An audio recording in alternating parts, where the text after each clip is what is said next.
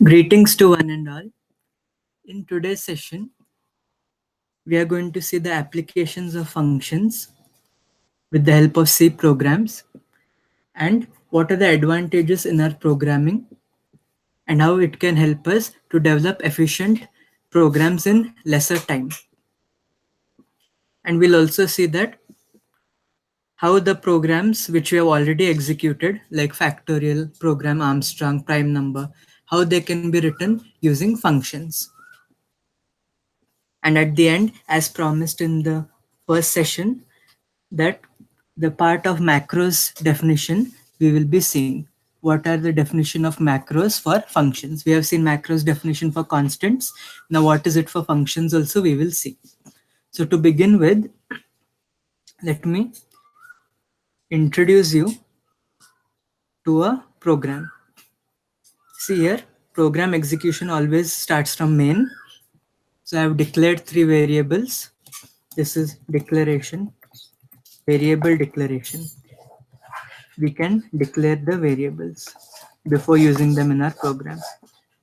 Then printf to enter to display the message that user must enter three numbers to find the factorial.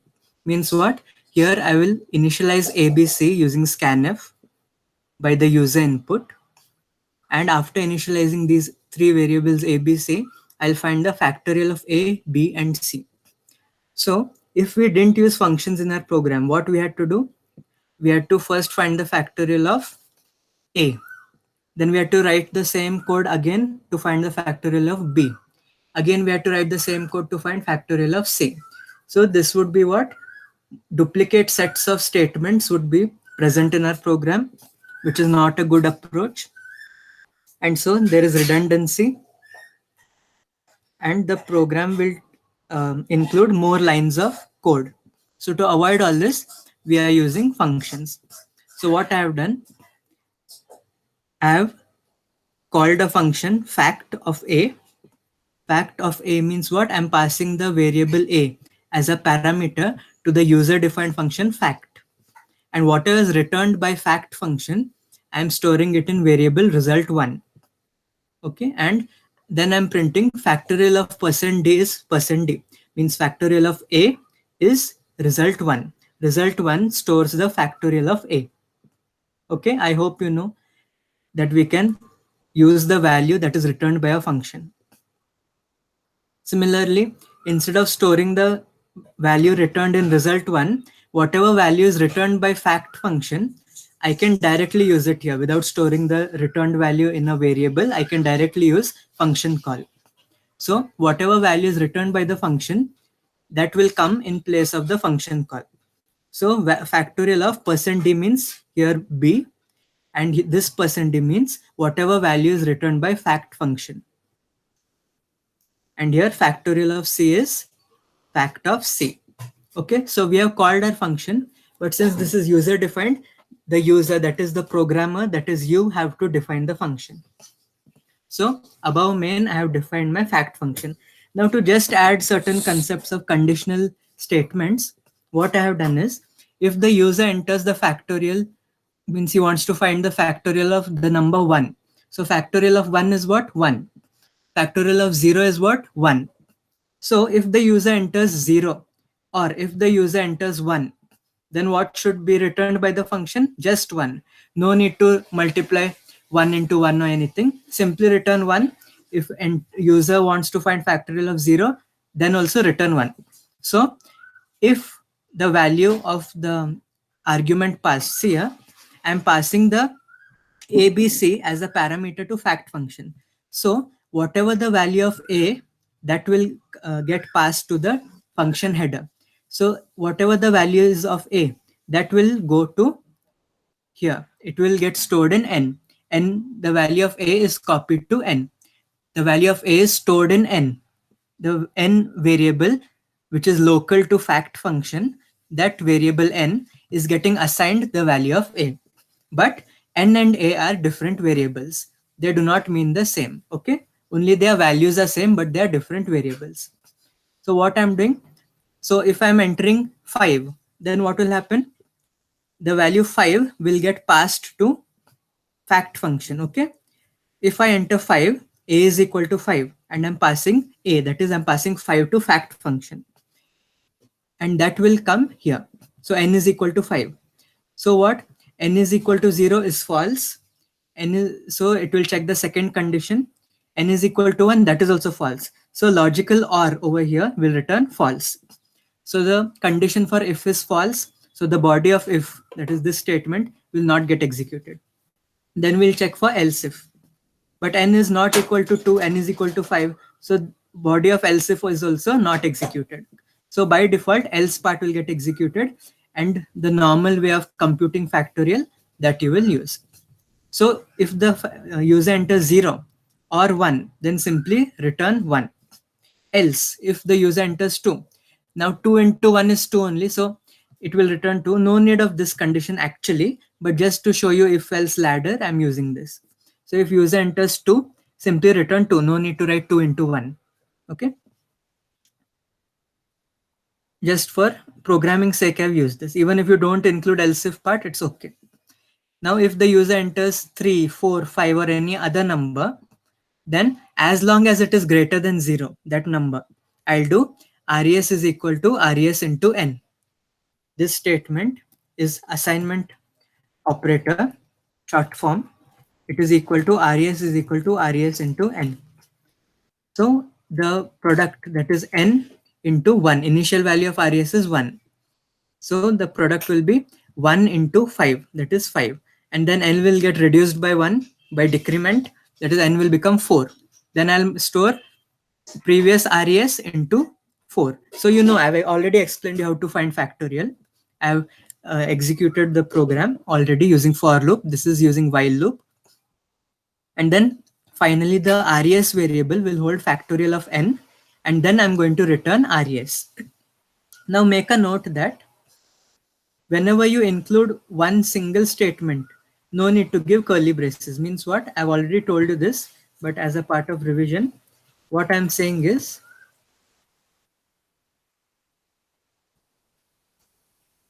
no need to give this curly braces if you have a single statement within a conditional or looping statement.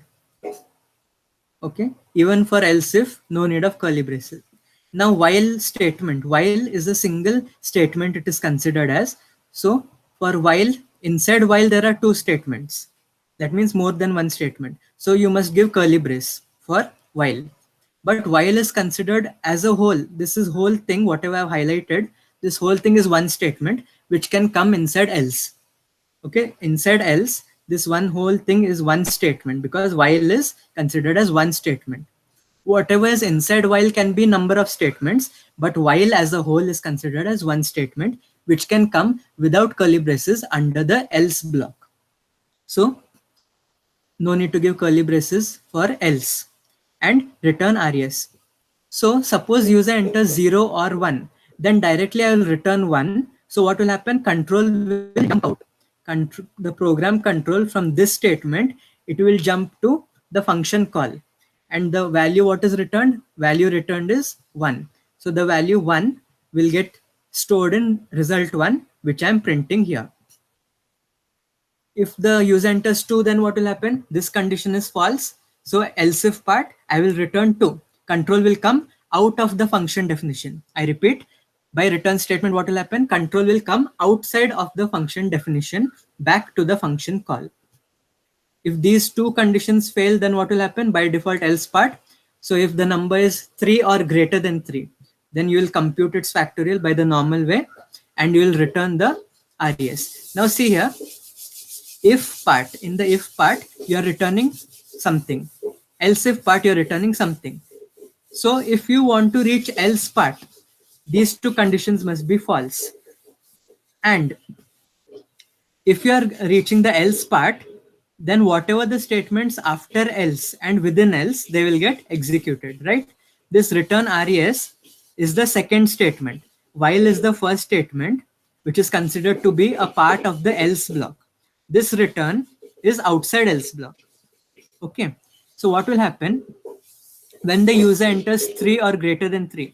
This while loop will get executed, and then res value will get returned. Okay, even if you write within else, if I put curly braces and write these two statements, it will give me same output.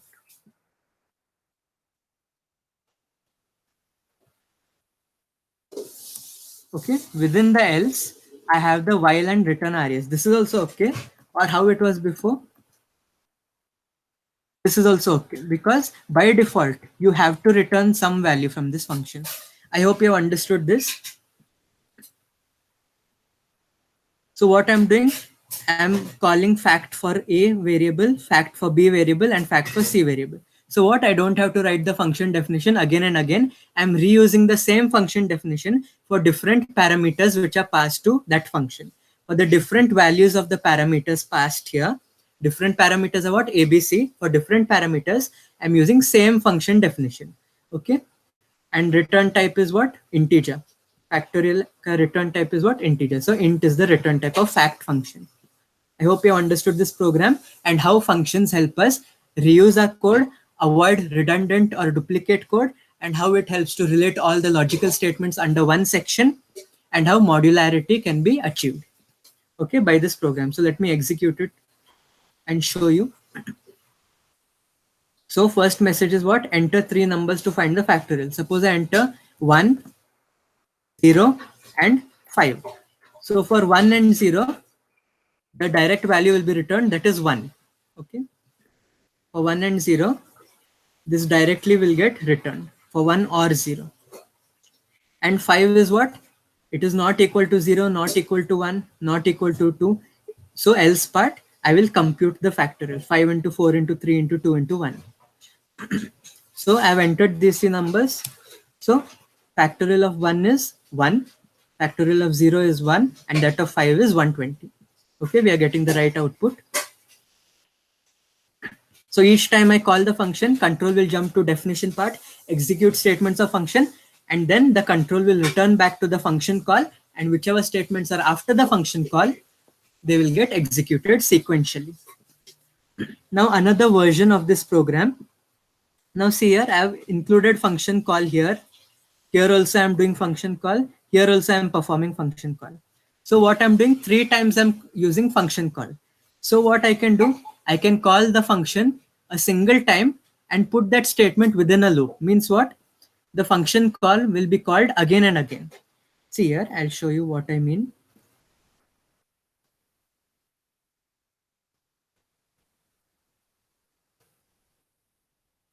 Here, I mean to say that within the for loop or while loop or do while loop, within a looping statement, I am doing the function call. So what will happen? This printf statement will get executed how many times? How many ever times the loop runs. So loop starts from 0 and it will go up to 2. Okay, less than 3 means what? I possible values are what? I can be 0, 1, 2. So 3 times the loop will run, isn't it? So 3 times fact of A will get called. So when I execute this program, so here I'm calling only for A. So what will happen?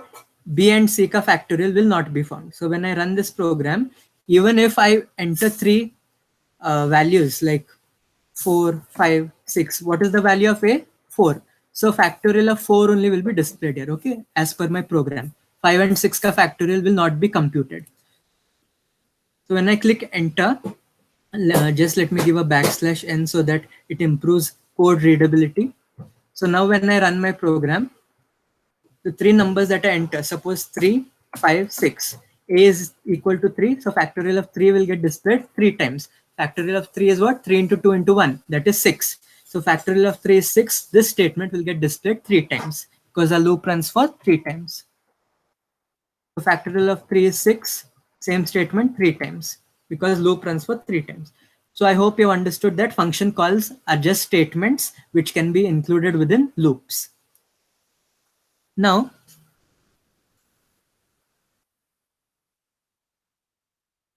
what I want to show you one more thing is that here, suppose I write I is equal to I plus 1. Okay. What is my increment condition? I is equal to I plus 1. This is similar to I plus plus. Now let me write I is equal to I plus 2. So what are the and I in my termination condition, this condition, I make it less than 11. Or let me, for simplicity, start from 1 and write less than equal to 10. Okay, so loop will run for 1, 2, 3, 4, 5, 6, 7, 8, 9, 10. But I value is getting incremented by 2 each time. So what will be the possible values of I will start from 1. Next value will be what? I is incremented by 2. So 1 plus 2, that is 3. Then 3 plus 2, that is 5. 5 plus 2, 7. 7 plus 2, 9. And next what will happen? I will become what? 9 plus 2, that is 11. But my range is from till where?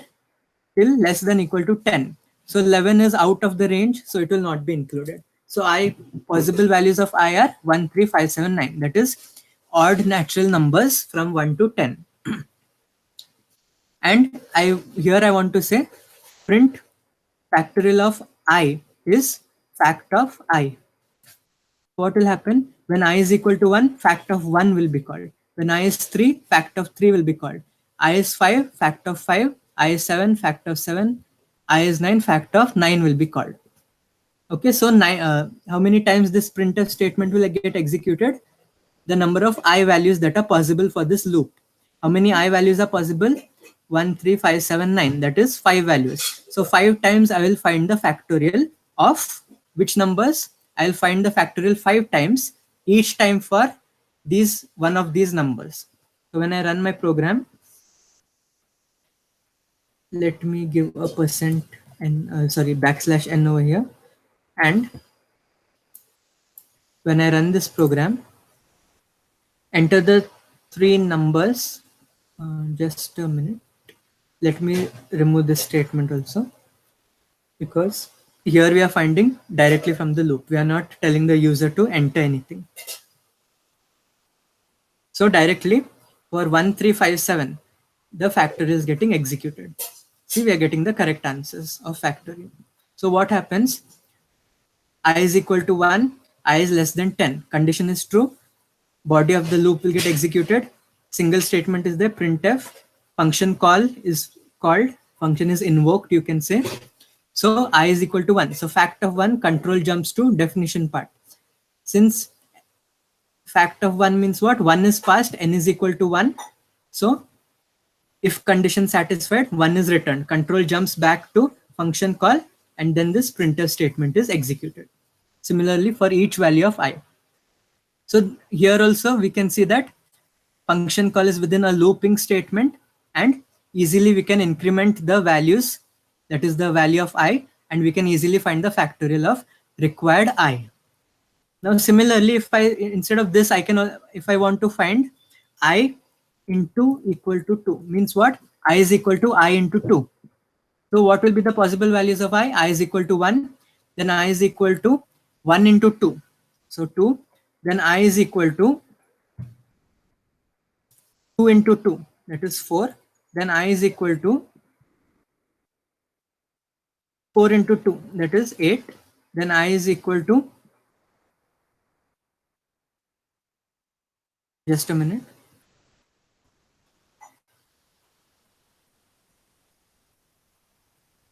Then I is equal to 4 into 4, that is 16. 2 into 8. Okay, I'll just show you here so that you get a clear idea.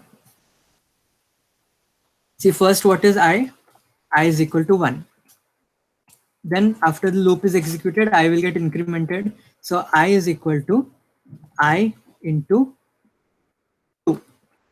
Means what? 1 into 2. Means what? 2. Then I is equal to I into 2 again. Now what is the current value of I? It is 2. So 2 into 2. That is 4. Then I is again equal to I into 2. Means what? Current value of I is what? 4.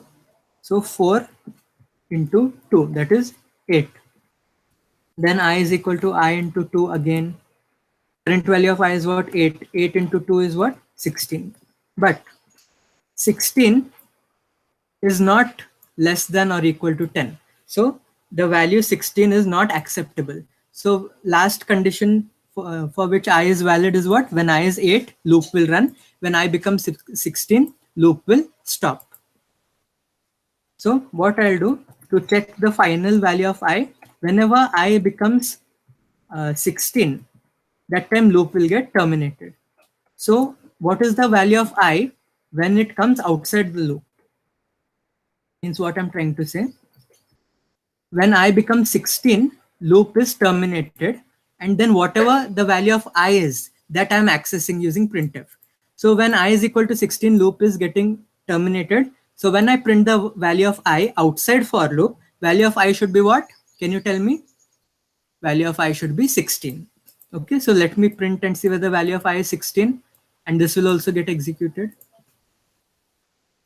See here, just a minute. Let me give \n.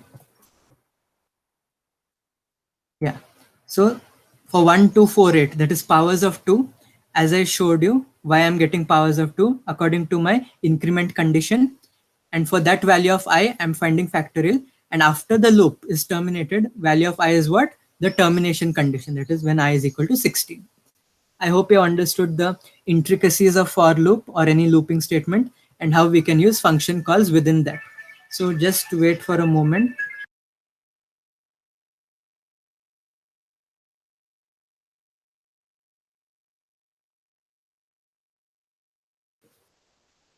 So you have understood this program and how it functions are helping us.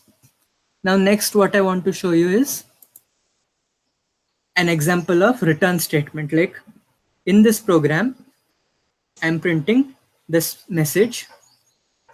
Before function call, I'm calling some function. What is the name of the function? The name of the function is function. And after the function is executed, I'm printing after function call. So what is the definition part of function? Let us see. Now, can you tell me, I have not shown you the definition part, but can you tell me, is this a parameterized function call or is it a non-parameterized function call? Parameterized function call means we are passing parameters to the functions at function call. Here we are passing 2 and 4 as parameters. So this is a parameterized function call.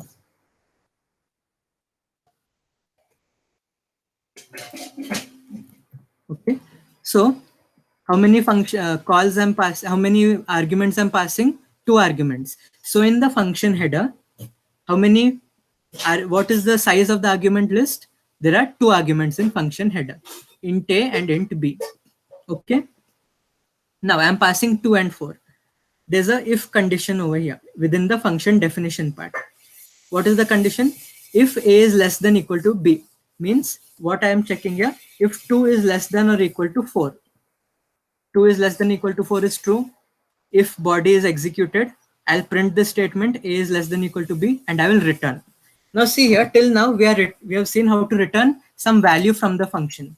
But here I'm just writing return. So what do you expect what will happen? I hope you have done these programs in Python also. If not, you can learn this concept from here. So see, the return type is void.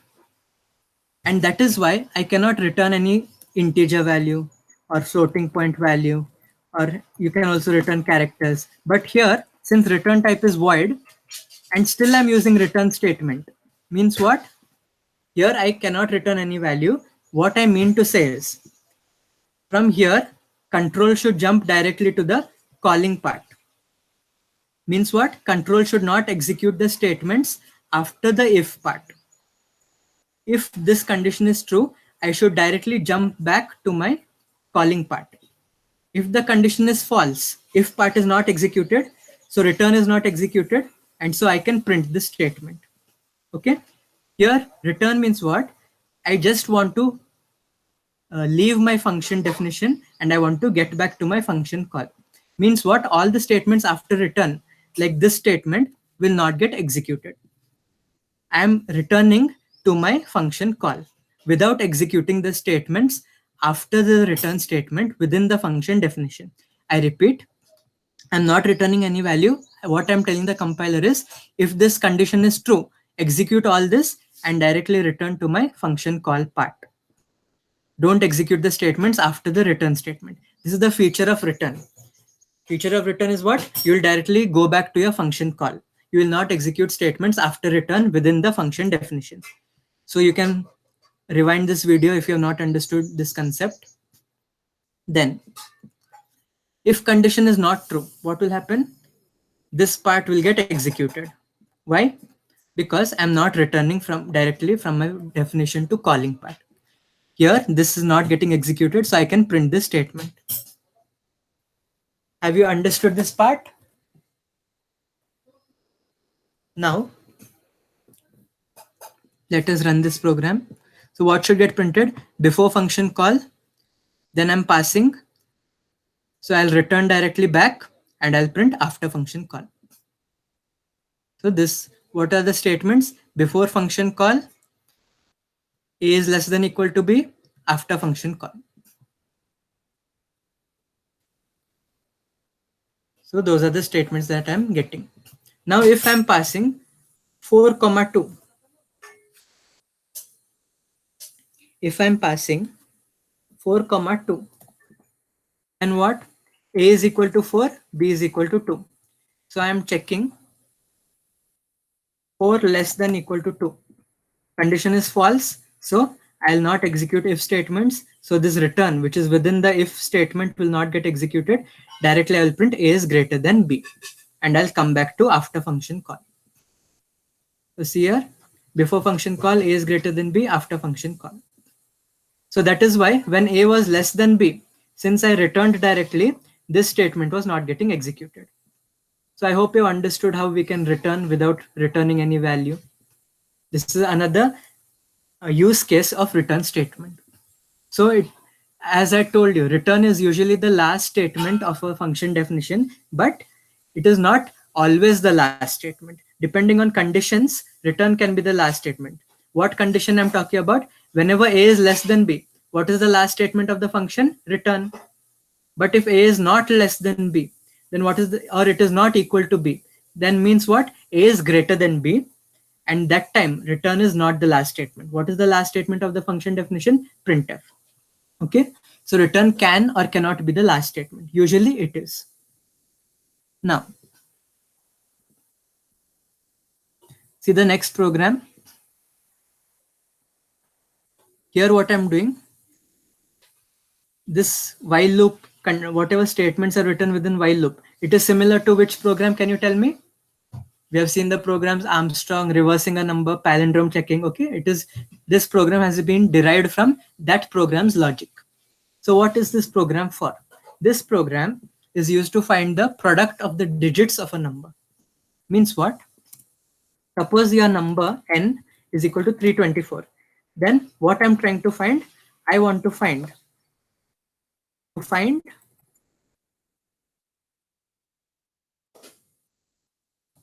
then I'm trying to find what is the value of 3 into 2 into 4. I'm trying to find out the product of the digits of the number.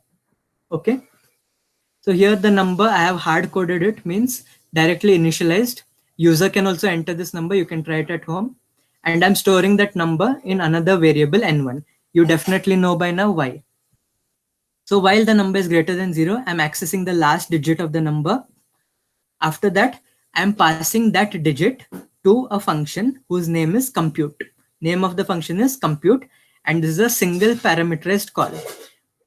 Okay. So the parameter passed is a single parameter to the function compute. And whatever is returned by this function, I'm storing in result variable. And then what I'm doing, I'm reducing my number. I'm trying to access all the digits except last digit. I've explained the logic of this program multiple times, so you know what I mean to say. So digit is, what will be the value of digit for the first time when while is called? Can you tell me? First time when while loop is executed, value of digit is what? Last digit of the number, that is 4 in this case. So I'm passing the value as a parameter, that is what value I'm passing. Instead of digit, the value 4 is getting passed to compute. What will happen in compute function definition? A will be equal to 4. Now I'm using static variables. You very well know why I'm using static what is the application of static variables? So only for the first time of a function call, the initialization for the static variable will be done. Okay. And for the next time or second time or third time or fourth time function is called, the initialization part, that is this statement, will get ignored. And whatever was the previous value of product will be used. Product is a static variable. Okay. In my previous video of functions also, I have explained what is the need of static variable. You can revise from that video as well. So product value for the first time is 1. So product is equal to product into A. So what will be the value of product? By now you should be able to answer this question. Product is equal to 1 into A. A is what? 4. So 1 into 4 is equal to 4. And then what I'm doing, I'm returning the value of product. Integer, so return type is int. I'm returning, what is the value now? I'm returning 4. So 4 is getting stored in result. Okay. Then n will become, what will be the value of n from this statement now? Can you tell me? You should definitely be able to. Value is 32. Then what is happening? Since 32 is greater than 0, I will access the last digit, that is 2. And similarly, I'm passing 2 to the function. What will happen? This part will get ignored. Now, second time function call, part will get ignored. Product is equal to 4. So what will happen? 4 into A, that is 4 into 2, 8. I'm returning product. So the function call is within a looping statement. So multiple times the function can be called, and whatever is returned can be stored in result. Finally, when n is less than or equal to 0, that time what will happen? I'll terminate the loop and I'll print the final value of the variable result. So what I'm saying, instead of implementing this logic using function call, what I would have done, I would have simply put this statement, product into equal to A, this statement I would have written instead of this statement. Okay. Instead of this statement which I've highlighted, I had to simply write product star equal to or asterisk equal to digit. Okay. I'm replacing this line with the corresponding function call. So this is the use of functions. What is the use? The logic to find the product is a separate logic which I'm writing under a simple separate section. In a simple separate block, I'm writing the logic to find the product. So I'm separating the logically related statements from my program and I'm calling them again and again. So each program can be written normally within your main function. You can write a simple program, or you can write the same program using function calls. So I hope you have understood this program as well. Then how to find the sum of n natural numbers. See here, sum of first n natural numbers. Do you know the formula? Well, if you don't, I'm writing it here. Sum of first n natural numbers is what? N into n plus 1 divided by 2. Okay, this whole thing is the numerator and 2 is denominator. So if you want to execute your program fast, what you'll do, you'll directly use this formula. But you can find the sum using looping conditions also. That time your program might take little longer time to execute. So here in my main function, I'm writing sum is equal to 0 and then initializing another variable I to sum. So what I could have also done, sum is equal to 0. So value of sum is 0 and 0 is getting stored in I. Instead of writing equal to sum, I can write 0 also, no problem. But just to show you some tricks in programming, I'm writing equal to sum. Now, what is this for loop here? This is a for loop. It will not give you an error, okay? This is a valid syntax or valid way of expressing the syntax.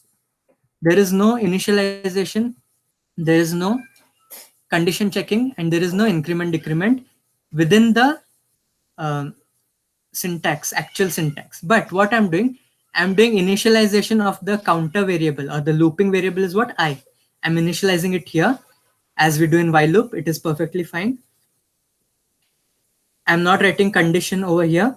Why? Because I'm using break statement to terminate my loop. If I don't write condition, it becomes infinite loop. But since I'm using break, I can come out of the loop. It will not be infinite. Here, what is my increment condition? I'm writing it inside here.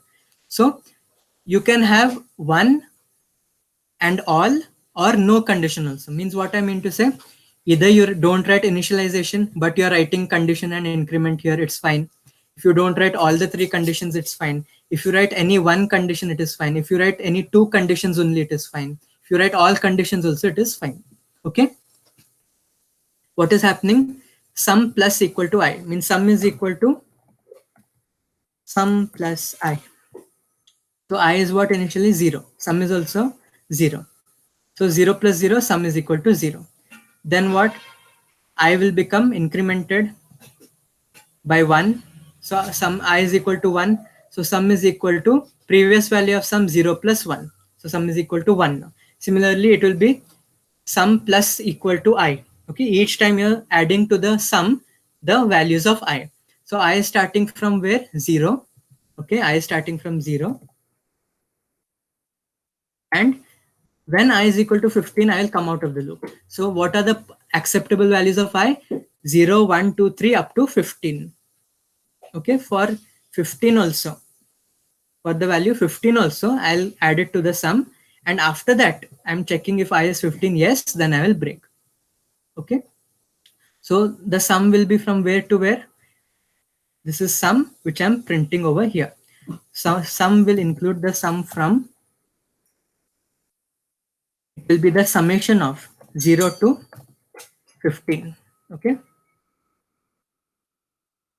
And then final value of I will be what? 15. At 15, I'm breaking. So final value outside loop of I is 15. Let me execute this program. Now you can see sum of 15, first 15 whole numbers is 120, terminating value of I is 15. Now sum of first natural numbers and whole numbers is the same. Why?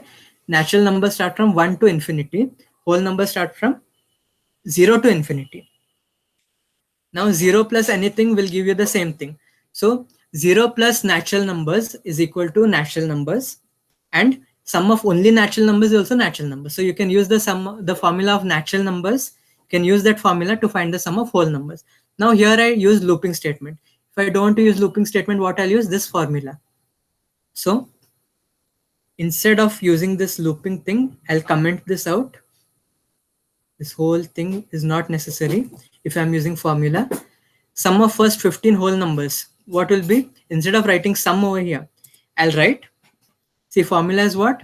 N into n plus 1 by 2. Means what? N is equal to 15. If I want to calculate sum of first 15 numbers. So 15 into 15 plus 1 divided by 2. That I will write here. 15 into 15 plus 1 divided by 2. Okay. So when I run this, and I'm not using any value I also. So when I run this, I'm getting same answer, 120. Okay.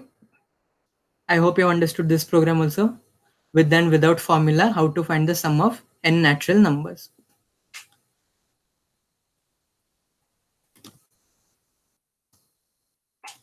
Similarly, here what we did, 1 plus 2 plus 3 plus 4. If I want to do 2 plus 4 plus 6 means I want to find the sum of even numbers. What I'll do? Simply, I will start from 0 and my increment condition will be what? I is equal to I plus 2. So first I will be 0, then I becomes 2, then I becomes 4, then I becomes 6, 8. So only even numbers will get added in sum. Okay. Similarly, for odd numbers, what I'll do? I'll start from 1. I'll not start from 0. If I start from 1, then 1 becomes, then I will become what? 3, then I will become 5, then 7. Okay. So odd numbers you can find the sum. So you can try such programs at home to experiment with the looping conditions.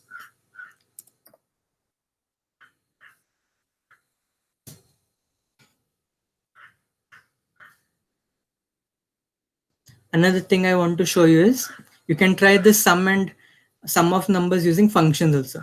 Maybe this for loop you can write in the definition part of a function and call that function instead of calling the for loop. Okay.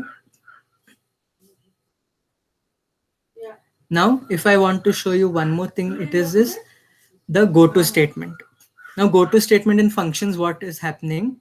See here in the calculator program, we were using goto within the switch case. Okay, within switch case, I have the goto function. And the label of goto is what? Divide by zero exception. And that label is over here. See, within your do while loop, you have the label, and within that, the scope of the do while loop, you have the goto statement also for that particular label. So what I mean to say is, the label and the goto statement should be within a particular same scope. Okay. And in my previous program over here, suppose I write here, instead of this return, suppose I say go to, I write label over here, and I write it over,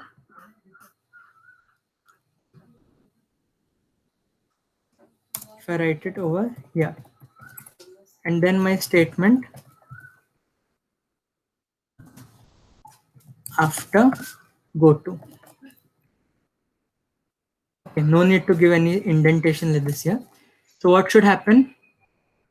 This program will give error because goto is in the scope of this function definition, and the label is in the scope of main function.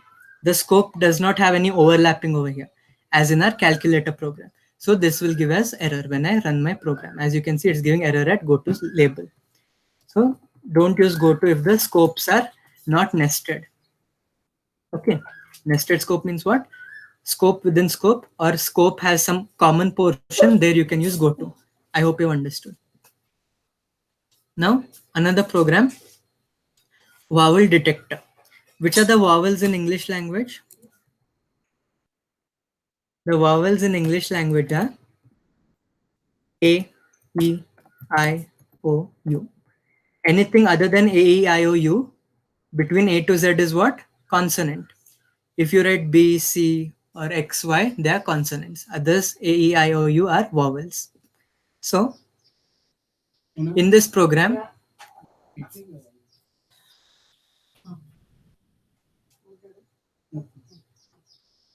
I am saying that I want to declare a character variable. Then I'm telling the user, please enter an alphabet. Then I'm initializing the character variable X to the value that the user will enter using %c for character input. Then I'm saying I'm printing the alphabet which the user has entered using printf statement. I hope you understood these statements. Then within switch case, what is my expression here? Only integer and character expressions are allowed. In your switch case expression, and also your cases can be integer or character constants, not floating point or strings or boolean values. Okay. And also, last time someone had asked me that if the boolean value we can write as 1 and 0, which are integers, 1 and 0 are integers, why can't we include them in switch case? But boolean values are nothing but true and false, which we are printing as 1 and 0. True and false is the actual boolean value which we are printing as 1 and 0 using %d. Why boolean value is getting printed as 1 or 0? Because we were using %d. So they are indirect boolean values. They are not the direct ones. So 1 and 0, if they are boolean, then we cannot use here. Direct integers like 2, 3, 4, 100, minus 24, such integers we can use. Okay. So X I'm using here. If X is equal to a character, then this case will get executed. If X is equal to character E, then this case will get executed. Okay. So for now, vowels can be in lower case like small a, e, I, o, u, or they can be in capital or uppercase, that is capital A, E, I, O, U. So each case you can handle because small a and capital A are different, as you already know. So whenever it is small a or small e or whatever valid case, then I'm printing that %c. Why is a vowel, and instead of %c, X, because what is a or what is e or what is capital A, capital I, they are the values of X, right? So X is equal to a or e or I. It is not equal to all the values. Any one value the user will enter. So if it is a or e or whichever case, then X ka value I'm printing, which is a vowel. I hope you understood. Okay. So this is one approach where for each vowel, I'm printing that statement. Okay. And default case will be what? To handle consonants. If it is not A, E, I, O, U, it is something else, then I'll print X where X is a consonant. Okay. Since it is not a vowel, these cases are not getting executed. Default case, like your else part, it is getting executed. So this is actually a tedious process where for each case, you are printing this. So first, let me execute the program and show you what output you'll get. So first statement is what? Message to the user, please enter alphabet.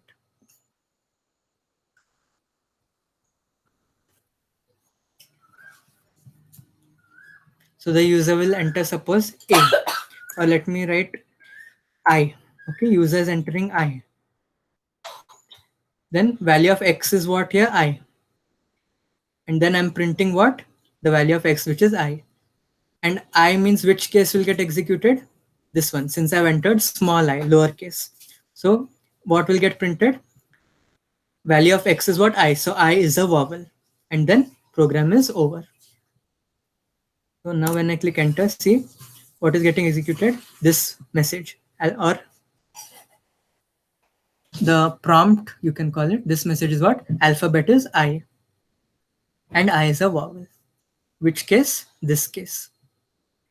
Now, a better or smarter approach, which a good programmer would use, is what? See here, this is another application of switch case.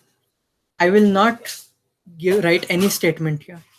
Even in each case, whenever it is a vowel, I will not write any statement.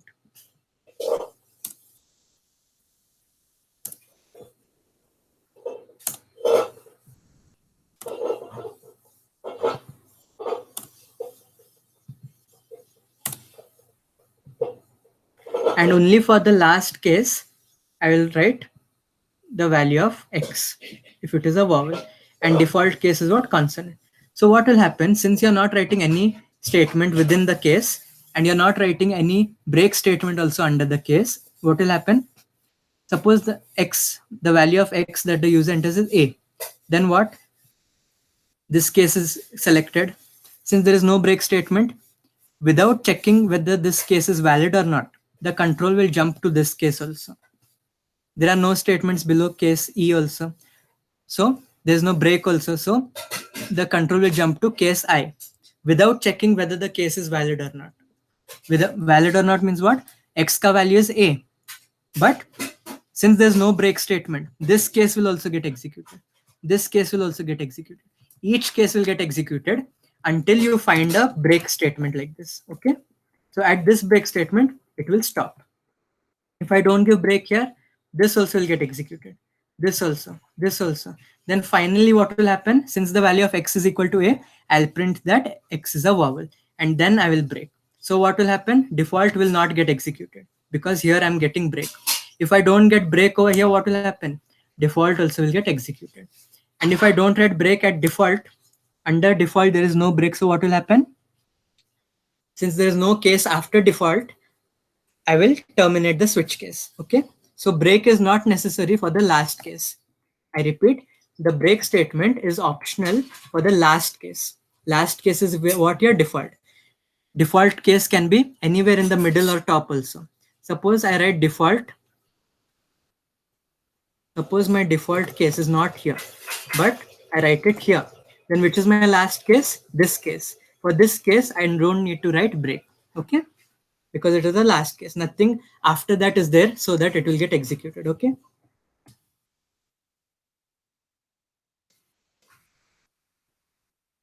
So I will execute this program. See, it's not giving any error. Suppose I enter the value I again. See, since I didn't give, okay, let me go step by step.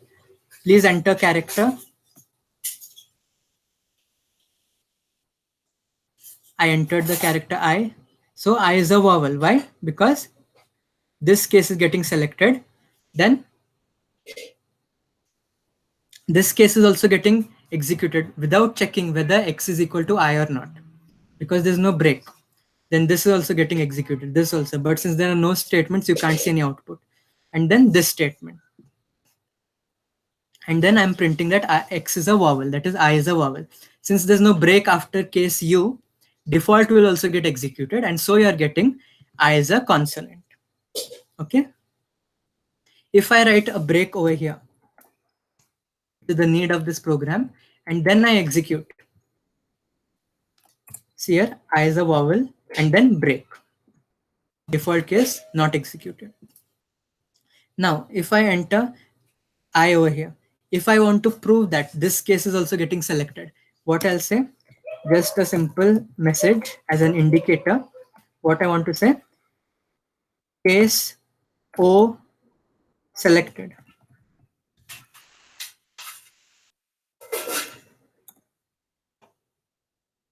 Okay. And when I run my program, what will happen if I enter I? This case is executed. This case is also selected. So what will happen? This printf statement will get displayed. This case is also executed all up to this one. So when I run my program, when I enter I, here alphabet is I. But after I, which case I have? After I have my case O. Case O is also selected. I need to open my correct output window. Just a minute. I entered I. Case O is also selected, and then up to break, all the things will get executed. Suppose for this capital I or capital E, suppose I enter the statement case E selected. What should happen? What are the outputs that you'll get? All this part you'll get, and then since I entered I, case O selected, case E selected, and then finally I is a vowel and break. When I enter I, see here all that part, and then O is selected, E is selected, and I is a vowel. Similarly, you can try for capital I also at home, or capital O, or whichever. Okay, I hope you understood the another application of switch case when you don't give break. So what, since all these cases have this, I need to execute the same statements for all these cases. Am I right? All these cases, for each case, the statement that needs to get executed is same. Which is that statement? X is a vowel. For each case, X is a vowel should be printed. So why write it in each case? Only for the final case, and give break only after final case. I hope you have got the idea. Okay. So I've executed all these programs. So keep experimenting with different cases of switch case and function calls and all. Now, the last part, that is macros. This is a bit theoretical. So in our first session of C language, this was not easily understood by you people. So I had said that when we study functions, we'll have this also. So we know the constants, how to define using macros. What is the syntax? Hash define C and whatever value you want to write. So wherever you use C in your program, it will act as a constant, and the value of C will be used as 299792458. Okay, whenever we use C in our program, it is replaced with its value. Okay. Example is what? This one. The value of pi is 3.14 constant. So wherever I use pi to calculate area, there the value will be 3.14. Okay. So this is what a program to demonstrate constant macros. Next, if we want to execute functions using macros, that is called as function like macros. So what is the example? Suppose I have hash defined. Now what is this? Can you guess? This is nothing but what? Is it function call or function header? This is nothing but the calling part. This is function call. The name of the function is what? Circle area. What parameter I'm passing? I'm passing the parameter r. And whatever value is returned by this function is this value which I've written at the right. Okay. So macros functions are nothing but functions which will definitely return some value. So I have to use what is the syntax? The syntax is Just a minute. What is the syntax? Function call. If you don't pass any parameter also as per the need of your program, it's okay. And then you want to write the whatever value is returned. So I'm using the parameter of which I've passed during the call. I'm using that parameter in whatever value I'm returning. So another example without parameter would be what? If my function name is circle, okay, here is my hash define, function name is circle.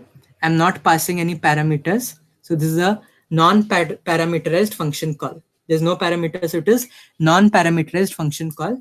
And whatever value is returned, suppose I want to return the value 7 into 3. Okay, so whenever I call my function circle, there what value will come? 7 into 3, 21. Okay. So for this example, circle area, see the program. Here constants definition using macros. Here function call. So whenever I use the function call, see here, what is my function call? The name of the function is same over here. And I'm passing the radius, which I've accepted from user using scanf. So I've told the user enter the radius, then the user enters the radius, then I'm passing radius to this function call. Then this will be used, this hash definition will be used, and what value will be returned instead of the function call? What value will be used? The value of the function call, or the value returned by the function is pi r square. So that will be stored in area, and I'm printing area. Okay, I hope you have understood this example. Let us see one more example.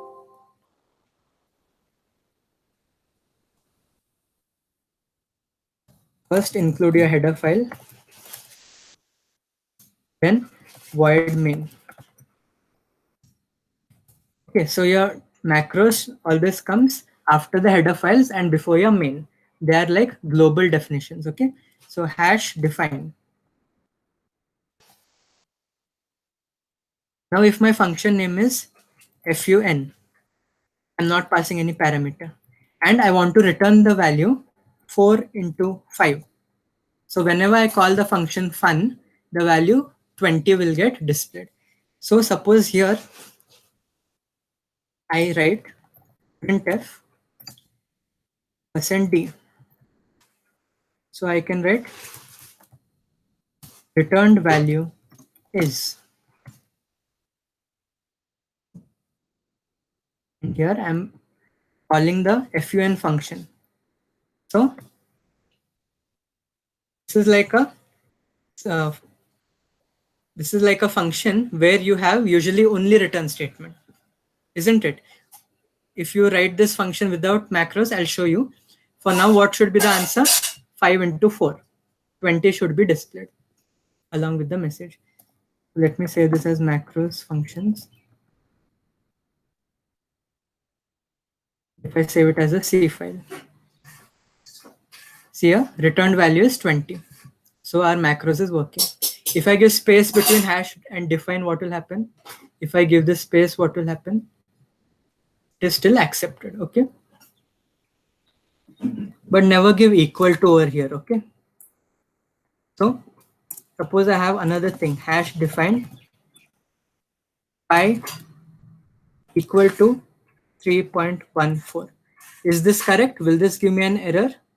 So usually you must not use equal to, okay? The value 3.14 is the value of pi. You don't need to write equal to sign as assignment or initialization. Don't do that. Only write pi 3.14. So here if I want to print the value of pi also, I'll write pi is equal to %d.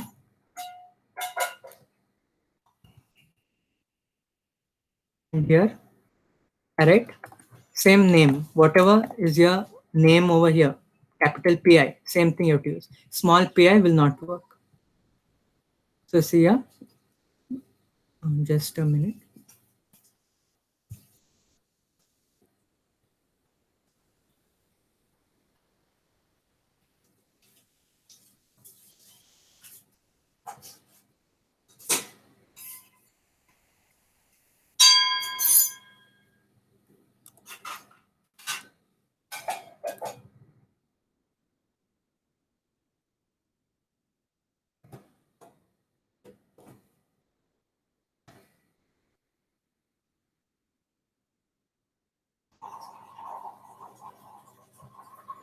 I need to use this thing, no?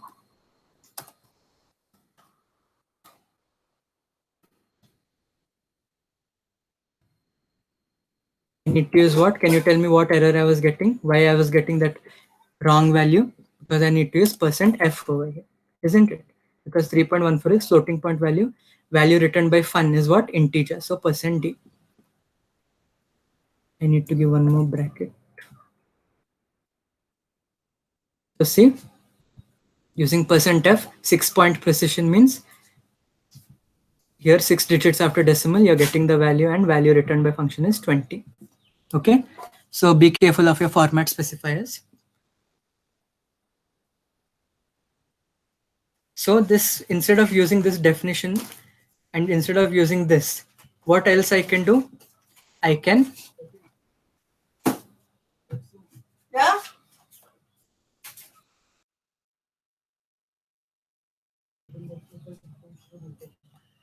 what I can do? I can use the hash define pi 3.14. Instead of this, what I can do? I'll show you in a different program.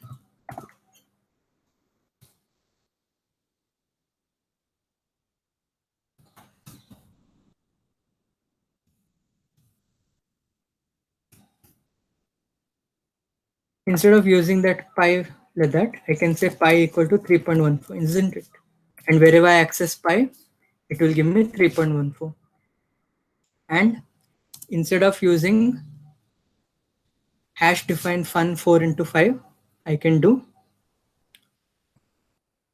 define my function fun, and what will be the statement in that? Return 4 into 5.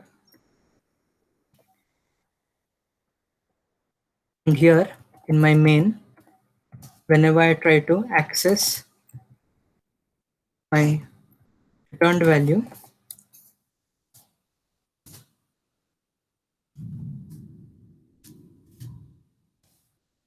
I can simply call that fun function. So this will give me the same desired output.